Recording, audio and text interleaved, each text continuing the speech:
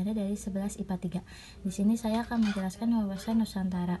Wawasan Nusantara adalah cara pandang bangsa Indonesia terhadap rakyat, bangsa, dan wilayah Negara Kesatuan Republik Indonesia atau NKRI. Di wawasan Nusantara itu ada fungsi, yaitu fungsi wawasan Nusantara secara umum ialah berperan sebagai pedoman, motivasi, dorongan, dan rambu-rambu dalam memastikan semua kebijakan, ketentuan, tindakan, serta perbuatan.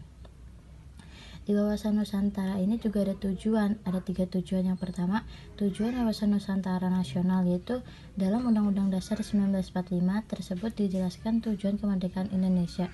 Jadi di tujuan wawasan Nusantara nasional ini dia menjelaskan tujuan kemerdekaan Indonesia itu bagaimana. Yang kedua, ada tujuan wawasan Nusantara keluar. Tujuan wawasan Nusantara keluar adalah menjamin kepentingan nasional dalam era globalisasi yang makin mendunia maupun kehidupan dalam negeri. Yang terakhir itu ada tujuan wawasan Nusantara ke dalam.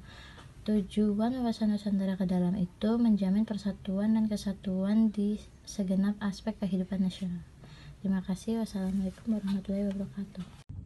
Pengertian strategi secara umum adalah cara untuk mendapatkan kemenangan atau mencapai satu tujuan. Sedangkan strategi nasional adalah cara melaksanakan politik nasional.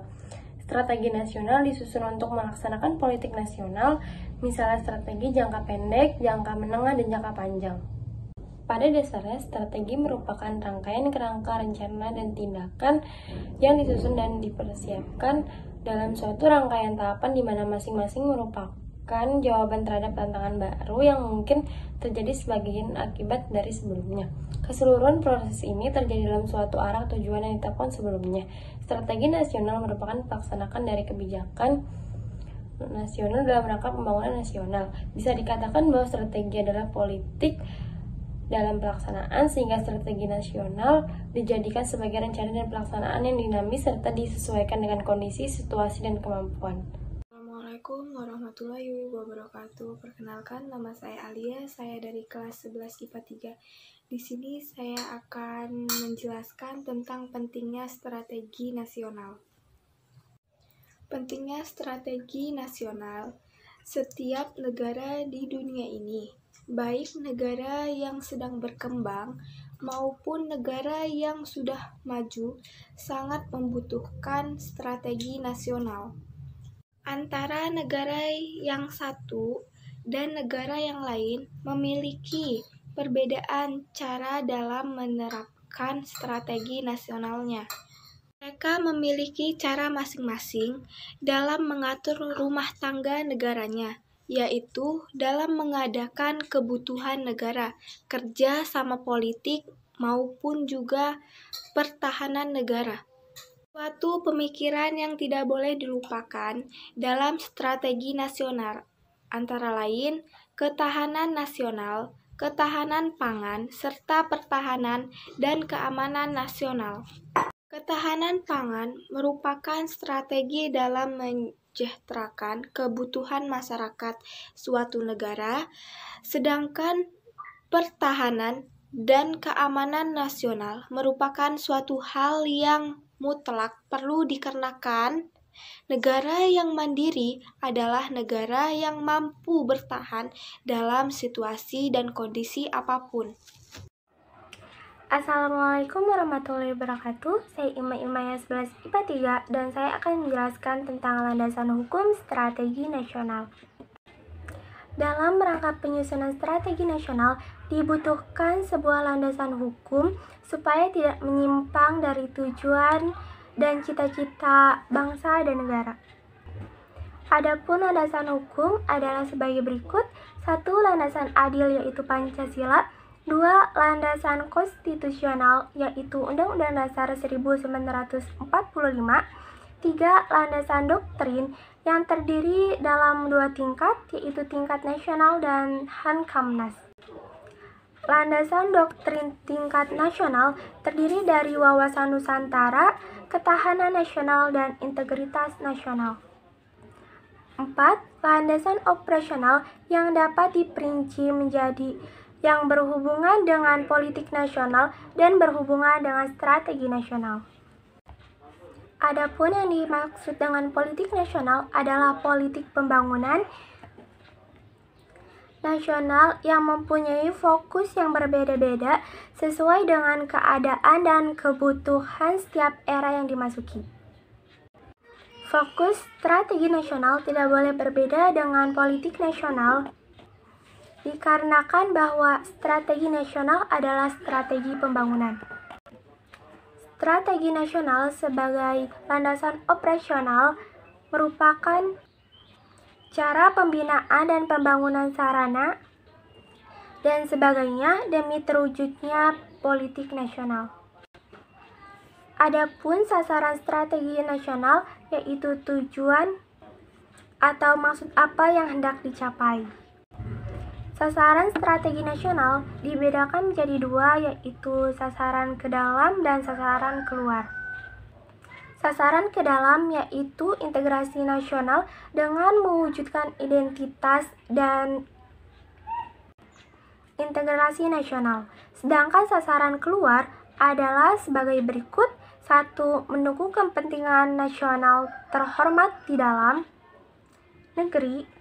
2. Memperjuangkan kedudukan terhormat di dalam pergaulan antara bangsa dengan titik berat pada ASEAN terkoordinasi secara erat dan akrab serta forum PBB yang mantap, berwibawa, dan efektif.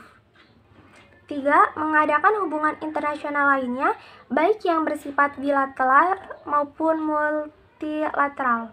Sekian dari saya, terima kasih. 5. Implementasi strategi nasional di bidang ekonomi. 1. Mengembangkan sistem ekonomi kerakyatan yang bertumpu pada mekanisme pasar yang adil dan sehat. Misalnya, kesempatan yang sama dalam berusaha dan bekerja, perlindungan konsumen, serta perilaku yang adil bagi seluruh rakyat Indonesia. 2. Mengembangkan persaingan yang sehat dan adil.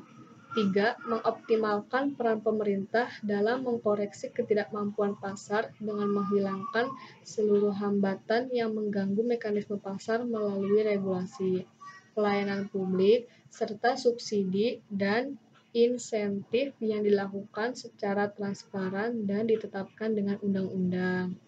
4. Mengutamakan kehidupan yang layak berdasarkan atas kemanusiaan yang adil bagi masyarakat, terutama bagi fakir miskin dan anak-anak terlantar, dengan mengembangkan sistem dan jaminan sosial melalui program pemerintah, serta menumbuh kembangkan usaha dan kreativitas masyarakat yang pelaksanaan yang dilakukan dalam birokrasi yang efisien dan efektif dan ditetapkan dengan undang-undang. 5. Mengembangkan perekonomian yang berorientasi global sesuai kemajuan teknologi dengan membangun keunggulan kompetitif berdasarkan keunggulan kooperatif negara maritim dan agraris sesuai kompetisi dan produk keunggulan di setiap daerah. 6. Mengelola kebijakan makro dan mikroekonomi secara koordinasi dan sinergis guna menentukan suku bangsa wajar, tingkat inflasi terkendali, tingkat kurs rupiah stabil dan realistis, menyediakan kebutuhan pokok terutama perumahan dan pangan rakyat, menyediakan fasilitas publik yang memadai dan harga terjangkau, serta memperlancar perizinan yang transparan, mudah, murah, dan cepat. 6. Prinsip-prinsip implementasi pada bidang ekonomi yaitu sebagai berikut. 1. Kehidupan perekonomian di seluruh wilayah Nusantara diselenggarakan sebagai usaha bersama dengan asas kekeluargaan dalam sistem ekonomi kerakyatan untuk kemakmuran rakyat yang sebesar-besarnya. 2. Tingkat perkembangan ekonomi harus seimbang dan serasi di semua daerah tanpa meninggalkan ciri khas yang dimiliki oleh tiap-tiap daerah dalam pengembangan kehidupan ekonomi. 3. Kekayaan di wilayah Nusantara, baik potensial maupun efektif, merupakan modal dan milik bersama bangsa untuk memenuhi kebutuhan di seluruh wilayah Indonesia secara merata. Assalamualaikum warahmatullahi wabarakatuh. Perkenalkan, nama saya Satimah dari kelas 11 IPA 3. Saya dari kelompok 3. Saya di sini ingin menjelaskan contoh peranan implementasi di bidang ekonomi. Yang pertama, ada menghargai dan membeli produk dalam negeri. Artinya, kita diperkenankan untuk membeli produk di dalam negeri. Karena dengan kita membeli produk di dalam negeri, otomatis kita membantu pemerintah dalam meningkatkan keekonomian negara kita. Lalu yang kedua ada memanfaatkan sumber daya manusia dan sumber daya alam yang ada di Nusantara. Seperti yang kita ketahui sendiri, Indonesia merupakan negara yang kaya akan sumber daya alam. Maka dari itu, kita bisa memanfaatkan sumber daya alam tersebut untuk kepentingan negara kita dan menaikkan keekonomian negara. Seperti contohnya, banyak sekali wisata yang ada di Indonesia. Contohnya di Bali. Bali banyak sekali wisatawan yang datang ke Bali, mulai dari warga lokal bahkan ada yang datang dari luar negeri hanya untuk melihat keindahan Bali. Dengan begitu, dengan banyaknya wisata yang datang ke Indonesia, maka semakin banyak juga keuntungan yang diambil oleh pemerintah dan bisa menaikkan keekonomian negara. Yang terakhir ada menyeimbangkan keuangan pusat dan daerah.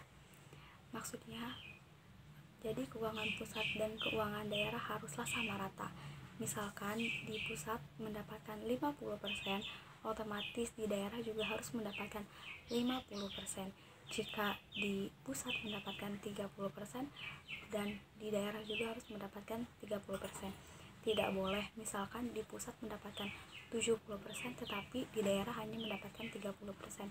Itu namanya tidak menyeimbangkan atau tidak menyamaratakan.